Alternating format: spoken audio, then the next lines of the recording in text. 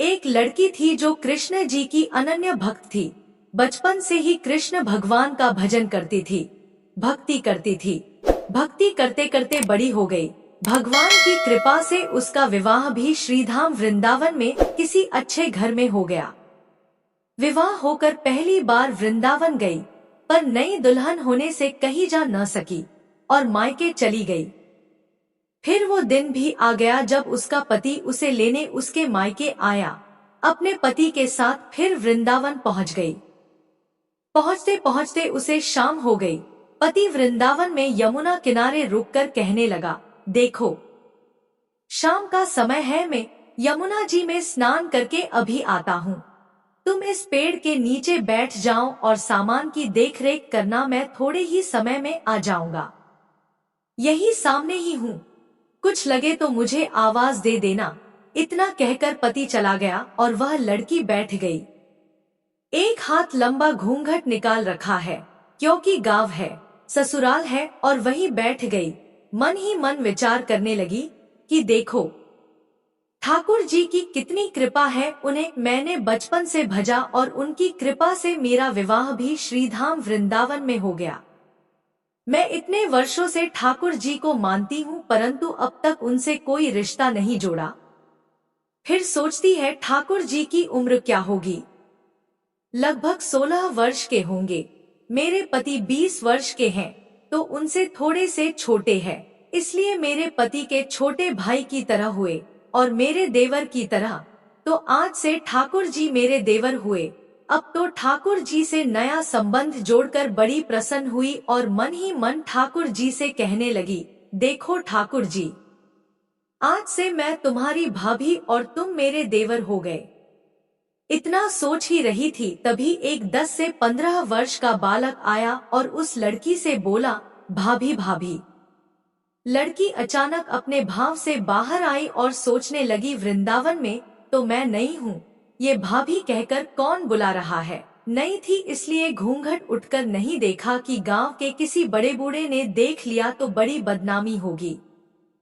अब वह बालक बार बार कहता पर वह उत्तर न देती। बालक पास आया और बोला, भाभी, नेक अपना चेहरा तो दिखाए दे।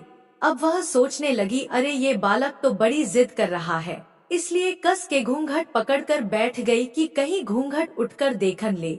लेकिन उस बालक ने जबरदस्ती घूंघट उठकर चेहरा देखा और भाग गया। थोड़ी देर में उसका पति आ गया। उसने सारी बात अपने पति से कही। पति ने कहा, तुमने मुझे आवाज क्यों नहीं दी? लड़की बोली, वह तो इतने में भाग ही गया था। पति बोला, चिंता मत करो, वृंदावन बहुत बड़ा थोड़े ही है। कभी किसी गली में खेलता मिल गया तो हड्डी पसली एक कर दूंगा, फिर कभी ऐसा नहीं कर सकेगा। तुम्हें जहां भी दिखे मुझे जरूर बताना।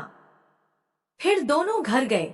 कुछ दिन बाद उसकी सास ने अपने बेटे से कहा, बेटा देख, तेरा विवाह हो गया, बहू मायके से भी आ गई, पर तुम दोनों अभी तक बाके बिहारी जी के दर्शन के लिए नहीं गए। कल जाकर बहू को दर्शन करा कर लाना।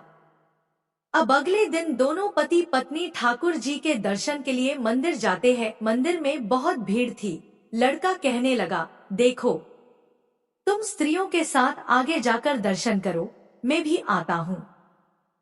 अब वह आगे गई पर घूंघट नहीं उठाती। उसे डर लगता कोई बड़ा बूढ़ा देखेगा तो कहेगा, नई बहू घूंघट के बिना घूम रही है। बहुत देर हो गई। पीछे से पति ने आकर कहा, अरे बाबली, बिहारी जी सामने है, घूंघट काहे नाए खोले? घूंघट नाए खोलेगी तो दर्शन कैसे करेगी? अब उसने अपना घूंघट उठाया और जो बाके बिहारी जी की ओर देखा तो बाके बिहारी जी की जगह वही बालक मुस्कुराता हुआ दिखा।